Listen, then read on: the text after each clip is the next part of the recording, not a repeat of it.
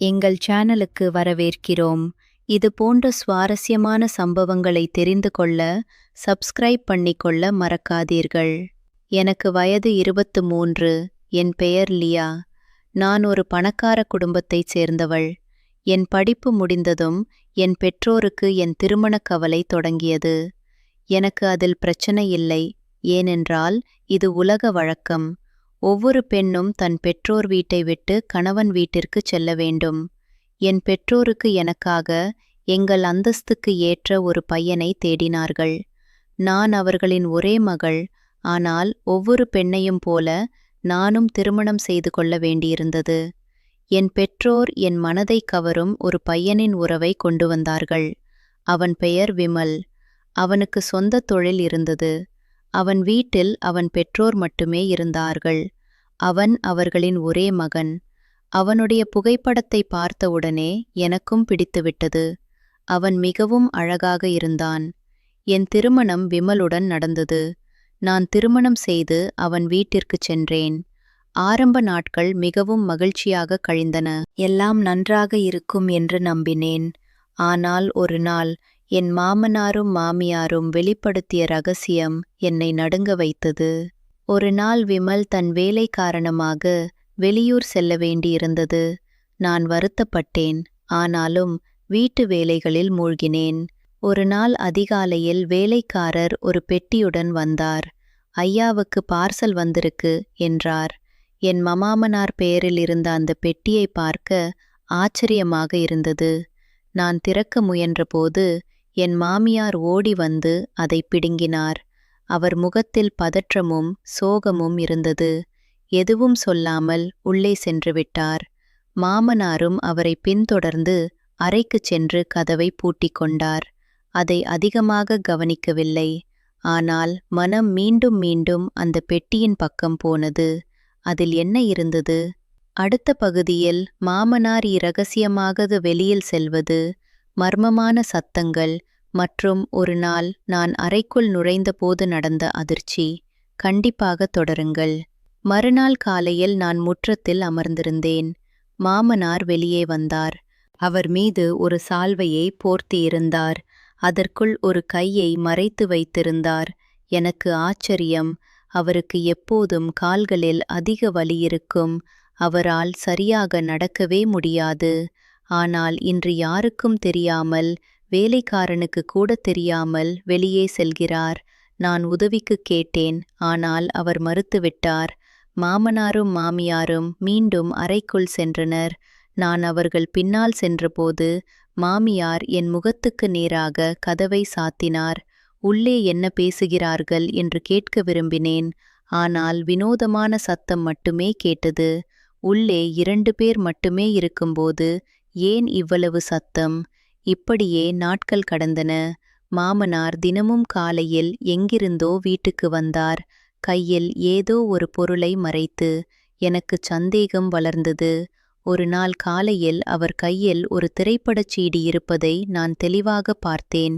அவர்கள் படம் பார்க்கிறார்களா? அதுவும் ஏன் அறையை பூட்டிக் கொண்டு?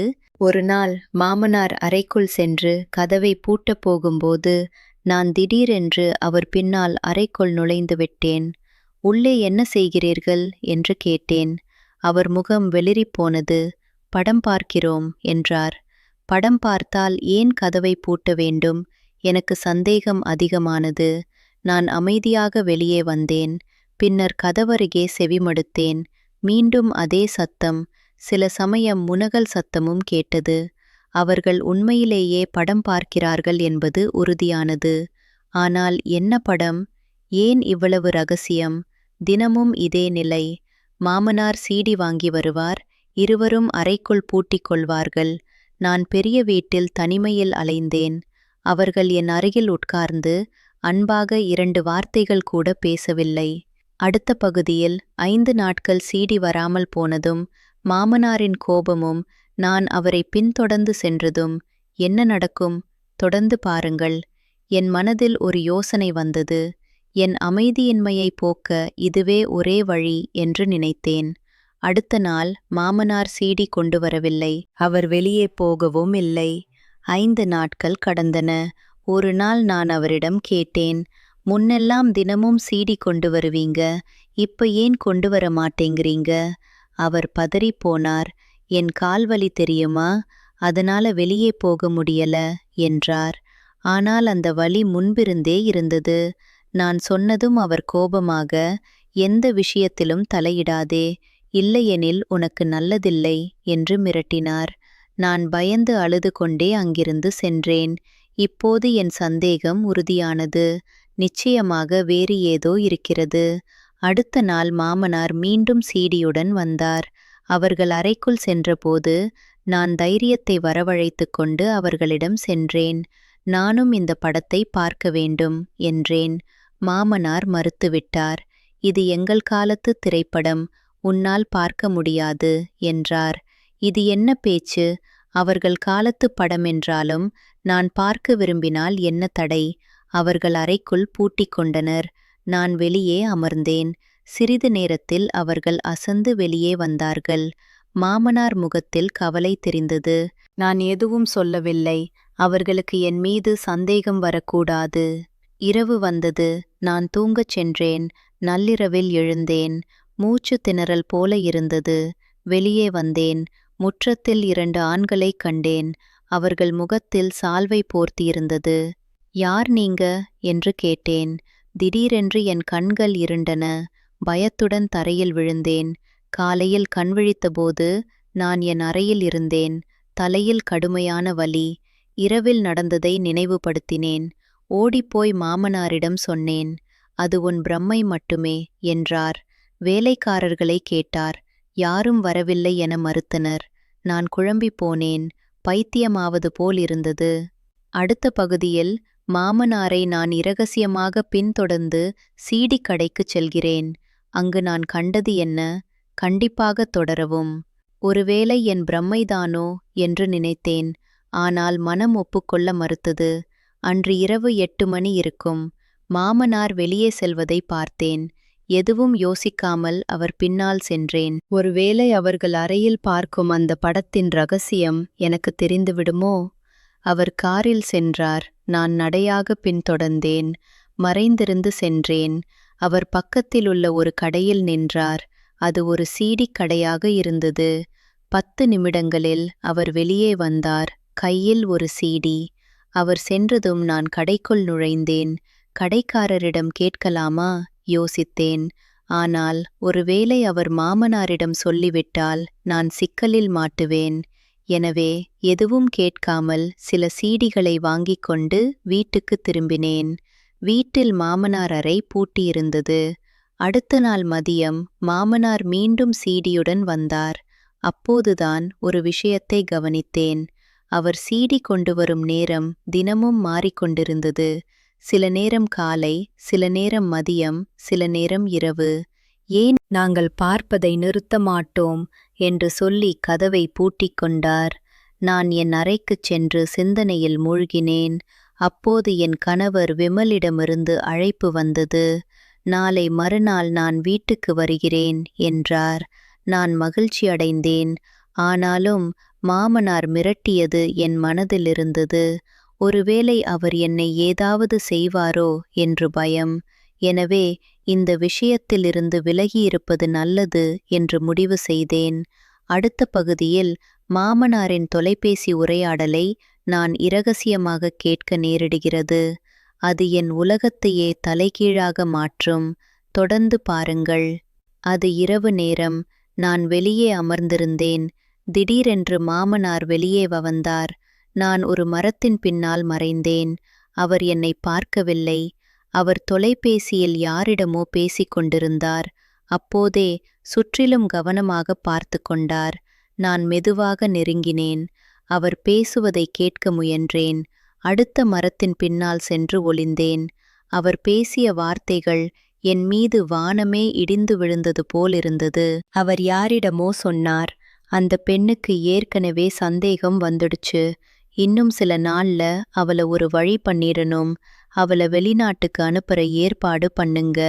கையையோ காலையோ ஒடிச்சு யாசகத்துக்கு விடலாம்னு பார்த்தேன். ஆனா ரிஸ்க் அதிகம். என் உடல் சிலிர்த்து போனது. எனக்கு என்ன செய்வதென்றே தெரியவில்லை. நான் மரத்தின் பின்னால் அப்படியே அசைவற்று நின்றேன். அவர் உள்ளே சென்றார். நானும் நடுங்கிக் கொண்டே உள்ளே நுழைந்தேன். இப்போது சந்தேகமே இல்லை. அவர்கள் பார்க்கும் படம் வேறு ஏதோ இல்லை. அது ஒரு குறியீடு. அந்தச் சீடிகளில் மனித கடத்தல் தொடர்பான செய்திகள் இருக்கின்றன. அவர்கள் வெவ்வேறு நேரங்களில் சீடி வாங்குவதும் வேலைக்காரர்களை தங்கள் கும்பலில் சேர்த்து கொண்டதும் எல்லாம் திட்டமிட்டதுதான். ஆனால் இப்போது நான் என்ன செய்ய முடியும்? என் கணவர் இன்னும் வரவில்லை. நான் தனியாக இருக்கிறேன். யாரை நம்புவது? யாரிடம் சொல்வது? சொன்னால் மாமனனாருக்கு தெரிந்துவிட்டால் நான் உயிரோடு இருக்க மாட்டேன். அடுத்த பகுதியில் நான் ஒரு திட்டம் தீட்டுகிறேன். காவல்துறைக்கு எப்படி தகவல் அனுப்பினேன்? மாமியாரின் அறைக்குள் ஒளிந்தது மற்றும் இறுதியில் அந்த படத்தை பார்த்தபோது நான் கண்ட அதிர்ச்சி. தொடருங்கள். அடுத்த நாள் மாமனார் மீண்டும் சீடி கொண்டு வந்தார். இந்த முறை நான் எந்த எதிர்ப்பும் தெரிவிக்கவில்லை. அமைதியாக இருந்தேன். அவர்களுக்கு என் மீது சந்தேகம் வரக்கூடாது. நான் ஒரு திட்டம் தீட்டினேன். என் கணவர் நாளை வருகிறார். அவர் வருவதற்குள் நான் உண்மையை கண்டுபிடிக்க வேண்டும். என் மொபைலில் காவல்துறை உதவி எண்ணை சேமித்து கொண்டேன். ஒரு குறுஞ்செய்தியை தயாராக வைத்தேன். ஒருவேளை ஆபத்து நேரத்தில் அனுப்புவதற்கு. அடுத்த நாள் மாமனார் சீடியுடன் வந்தார். மாமியார் சோபாவில் அமர்ந்திருந்தார். நான் வேலைகளை பார்க்கும் சாக்கில் ஒரு கணத்தில் யாரும் பார்க்காதபோது மாமியார் மாமனாரின் அறைக்குள் ஒளிந்து கொண்டேன். படுக்கையறைக்கு பின்னால் இருந்த ஒரு பெரிய அலமாரிக்கு பக்கத்தில் நின்றேன். அவர்கள் வந்து சீடியை இயக்கினார்கள். திரை தொடங்கியது. நான் கவனமாக பார்த்தேன். முதலில் சில படங்கள், பின்னர் குரல்கள். பார்க்க எனக்கு பயமும் வெட்கமும் ஒரு சேர வந்தது. இதற்குத்தானா இவ்வளவு ரகசியம்? இதற்குத்தானா அவர்கள் அறையை பூட்டிக் கொண்டு தினமும் மாற்றி மாற்றி நேரத்தில் வந்து என்னை மிரட்டினார்கள்? அந்தச் சீடியில் என்ன இருந்தது என்றால், மனித கடத்தல் பற்றிய வழிமுறைகள், ஆபரணங்களை எப்படி மறைப்பது, பெண்களை வெளிநாடுகளுக்கு அனுப்பும் முகவர்களுடனான உரையாடல்கள். அவர்கள் ஒரு பெரிய வலையமைப்பின் மையப்புள்ளிகளாக இருந்தார்கள். மாமனார்தான் இந்த சாம்ராஜ்யத்தின் தலைவன். மாமியார் அவனுடைய துணை. நான் அங்கேயே அதிர்ச்சியில் உறைந்து போனேன்.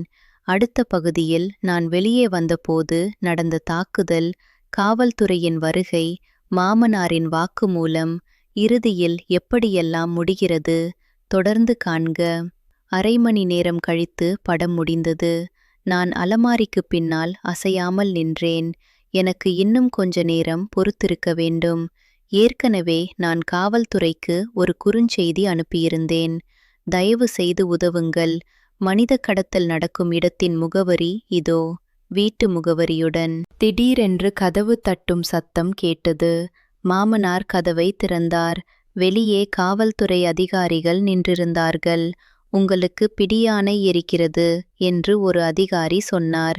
நான் அப்போது அலமாரிக்கு பின்னிருந்து வெளியே வந்தேன். மாமனார் முகம் சாம்பலானது. மாமியார் அழத் தொடங்கினார். எப்படி தெரிந்தது என்று மாமனார் கோபமாக கேட்டார். சரியாக அந்த நேரத்தில் என் கணவர் விமல் வீட்டுக்கு வந்து சேர்ந்தார். வாசலில் போலீஸை பார்த்து அவர் திகைத்தார்.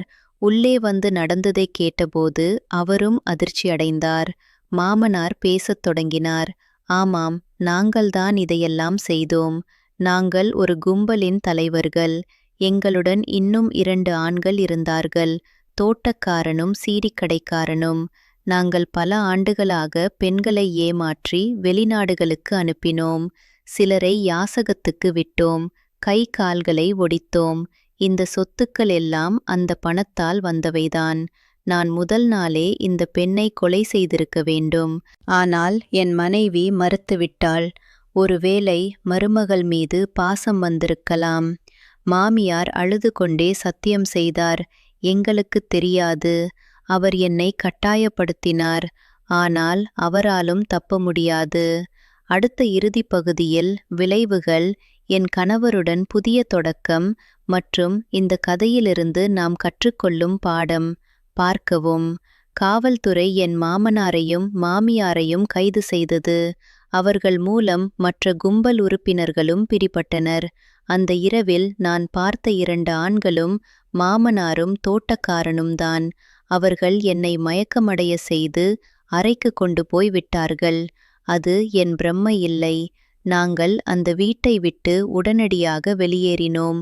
அந்த பணம் முழுவதையும் என் கணவர் தொண்டு நிறுவனங்களுக்கு தானமாக கொடுத்தார். எனக்கு வாழ்க்கையில் மீண்டும் தொடங்குவதற்கான வாய்ப்பு கிடைத்தது. நான் படித்தவள், எனவே ஒரு வேலையில் சேர்ந்தேன். என் கணவரும் என்னோடு இணைந்து உழைத்தார். இன்று எங்களுக்கு சொந்தமான ஒரு சிறிய தொழில் இருக்கிறது. பெரிய அளவில் இல்லாவிட்டாலும் நாங்கள் மகிழ்ச்சியாக இருக்கிறோம். விமல் அந்த அதிர்ச்சியிலிருந்து மெல்ல மீண்டார். நண்பர்களே, நமக்கு துணையாக இருப்பதாக நினைப்பவர்கள் கூட நமக்கு எதிரியாகத்தான் இருப்பார்கள், நமக்கு தெரியாமல். உண்மையில் அவர்கள் எதிரிகள் என்று நமக்கே புரியாமல் அவர்களோடு நாம் வாழ்ந்து கொண்டிருக்கிறோம். சுற்றியுள்ளவர்களை கவனியுங்கள். கேள்வி கேட்க தயங்காதீர்கள். உங்கள் உள்ளுணர்வை நம்புங்கள். இந்த வீடியோ பிடித்திருந்தால் சேனலை சப்ஸ்கிரைப் பண்ணிக்கொள்ள மறந்துவிடாதீர்கள். உங்கள் கருத்துக்களை கீழே உள்ள கமெண்ட் பிரிவில் கண்டிப்பாக சொல்லுங்கள். தேங்க்ஸ் பார்.